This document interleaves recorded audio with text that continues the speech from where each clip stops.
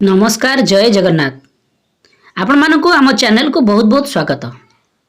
वर्तमान आमे आपण मानक पई नहीं आसीछु जहाँकि आपणकर पाठ टीका वर्तमान नूतन भाव में जो श्रेणी गृहटी खोल जाइए जहाँकि शिशु बाटिका तो आपण माने समस्त शिक्षक माने प्रशिक्षण नहीं सारी जहाँकि से उल्लेख अच्छी जे जो शिक्षक माने आपणकर वर्तमान तो शिक्षक अभाव अच्छा किंतु तथापि जो शिक्षक माने शिशु बाटिका शिक्षादान देवे से प्रथम श्रेणी और द्वितीय श्रेणी को शिक्षादान देवे तो ताहाकू आमे लक्ष्य करी एठारे पाठटिकाटी प्रस्तुत करिछु दैनिक पाठटिका जहाँकि शिशु बाटिका 3 प्रथम और द्वितीय श्रेणी को नहीं।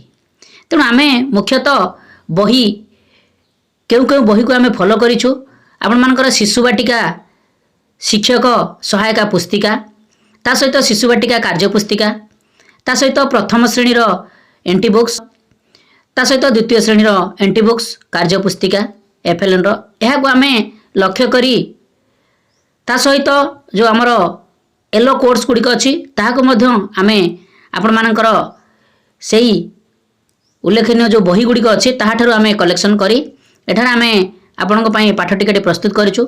निश्चित भाव में आपण पाठटिका देखला पूर्व आपनको विनम्र निवेदन जे आम चैनल को सब्सक्राइब करंतु। आमे प्रतिदिनर पाठटिका को पूर्व दिन में आमे आपण निकट में प्रोवाइड करिया को प्रचेष्टा करिछु। निश्चित भाव में आपण मानक सहायक हबो दैनिक पाठटिका लिखिबा पई ता सहित पाठ्यदान देबा पई सांगसाथी मानकु बहु मात्रा रे शेयर करंतु। आमे आपणकर आशीर्वाद नित्यांत आवश्यक करूछु। किंतु आमे आपण मानक पई नै आछू 11/10/2025 जाके शनिवार शिशु बाटिका 3 प्रथम और द्वितीय श्रेणी निमंते दैनिक पाठटिका पाठटिकाटी आरंभ करने पूर्व आपण माने एभली कलम गुड़िक कराई नियंतु जहाँकि श्रेणी पीरियड समय विषय प्रसंग विकासर दिग दक्षता येलो कोर्स जहाँकि पाठ्यक्रम लक्ष्य प्रत्यस्त फलाफल शिक्षण सामग्री शिक्षण कार्य आउ मंतव्य तो ये कलम गुड़िक कराई नियंतु। यापर आपणकर दिनर कार्य आरंभ हो जेहेतु शनिवार अच्छी आपणकर 6:30 ରୁ 6:45 प्रार्थना कार्यक्रम यापर आपणकर प्रथम पीरियड कार्यक्रम आरंभ हो। प्रथम शिशु बाटिका 3 को नेबे समय अवधि आरंभ हो 6:45 ରୁ 7:30 ड्रिल आउ व्यायाम कार्यक्रम करा जिवो जहाँकि प्रथम और द्वितीय श्रेणी समान रहिबो तीनोटी जाक श्रेणी पिला मानको समान कार्यक्रम रहिबो प्रथम पीरियड रे।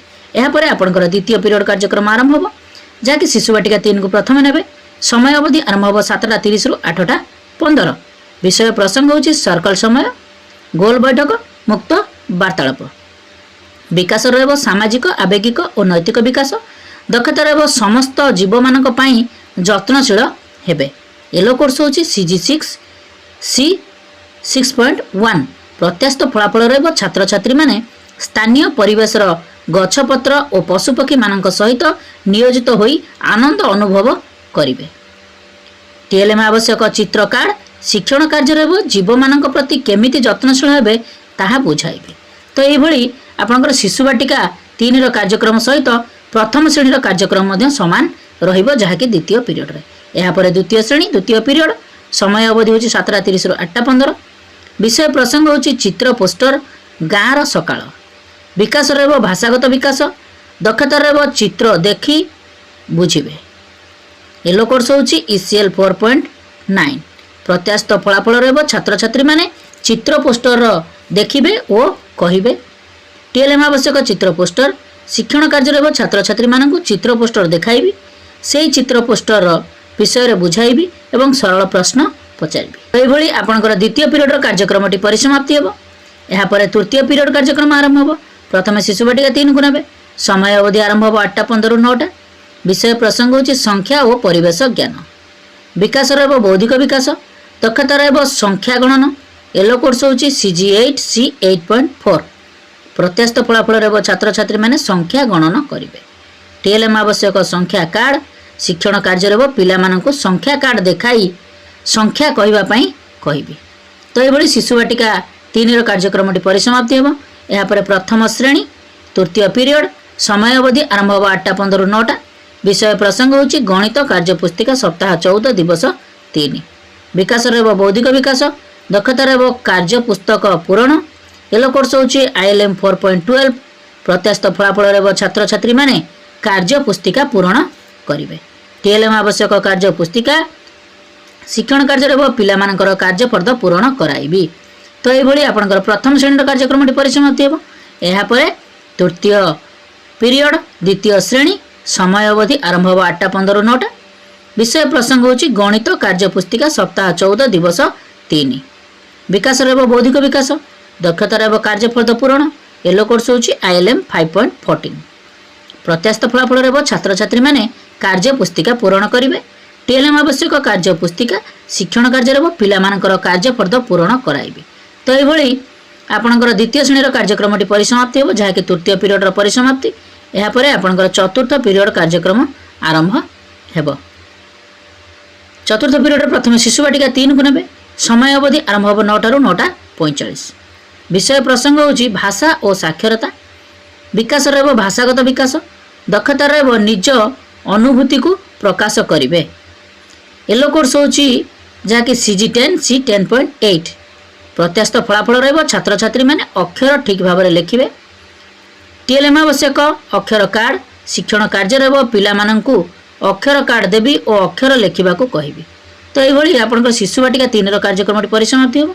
यापर प्रथम श्रेणी चतुर्थ पीरियड समय अवधि आरंभ हो 9टा ରୁ 9:45। विषय प्रसंग होची भाषा कार्य पुस्तिका सप्ताह 14 दिवस 3। विकास रह भाषागत विकास दक्षता रह पठन लिखन येलो कोर्स होची ECL 14.6। प्रत्यास्थ फलाफल रह छात्र छात्री माने कार्यफर्द पूरण करेंगे। टीएलएम आवश्यक कार्य पुस्तक शिक्षण कार्य रह पिलामानकर कार्यफर्द पूरण कराइबी।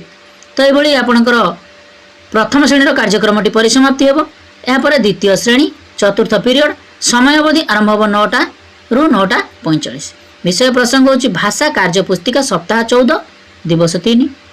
विकास रह भाषागत विकास दक्षता रह शब्द गठन पठन और लिखन येलो कोर्स होची ECL 5.8।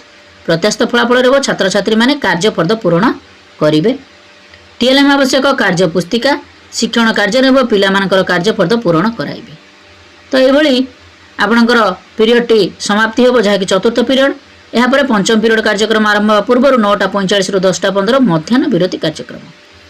यापर आपणकर पंचम पीरियड कार्यक्रम आरंभ हो शिशु बाटिका 3 को नेबे। समय अवधि आरंभ हो 10:15 ରୁ 10:45। विषय रह कलात्मक कार्य विकास रह कला सौंदर्य और सृजनात्मक विकास दक्षता रह चित्र अंकन और मॉडल प्रस्तुति येलो कोर्स होची CG12 C12.4। प्रत्यास्थ फलाफल रह छात्र छात्री माने विभिन्न चित्र अंकन करेंगे और से रंग देवे ता सहित मॉडल प्रस्तुत करेंगे। टीएलएम आवश्यक drawing seat pencil rubber cardboard रंग आउ तुली। शिक्षण कार्य रह पिलामानंकु चित्र अंकन और विभिन्न मॉडल प्रस्तुत करिबार सहायता करेंगे। तो ये आपंकर शिशु बाटिका 3 कार्यक्रम परिसमाप्ति हो। प्रथम और द्वितीय श्रेणी कार्यक्रम पंचम पीरियड सामान रहिबो। यापर आपंकर षष्ठ पीरियड कार्यक्रम आरंभ हो जहाँकि शिशु बाटिका 3 को नेबे। समय अवधि आरंभ हो 10:45 ରୁ 11:30। विषय प्रसंग होची विदाय आज दिन समस्त पाठ्यक्रम सारांश विकास रह समस्त विकासर सारांश दक्षता रह सबु दक्षता को बुझे समस्त येलो कोर्स फुलफिल हो। प्रत्यास्थ फलाफल रह छात्र छात्री माने आज दिन पाठ्यक्रम सारांश को आलोचना करेंगे बुझे और लिखे। टीएलएम आवश्यक समस्त शिक्षण सामग्री शिक्षण कार्य रह आज दिन पाठ्यक्रम आलोचना कराइबी। आज नुआ कौन शिखिले पचारि बुझी आसंता दिन शिक्षण कार्य विषय कहबी। शिक्षण सामग्री को निर्दिष्ट स्थान रखी शेष में कृतज्ञता ज्ञापन करी। तो ये आपणकर शिशु बाटिका सहित प्रथम और द्वितीय श्रेणी जहाँकि षष्ठ पीरियड रे समान कार्यक्रम रहिबो। तो ये आपणकर शनिवार जहाँकि शिशु बाटिका 3 प्रथम द्वितीय श्रेणी 11/10/2025 शनिवार दैनिक पाठटिकाटी परिसमाप्ति हेब। निश्चित भाव में ये दैनिक पाठटिकाटी आपको बहुत हेल्पफुल कर आशा और विश्वास।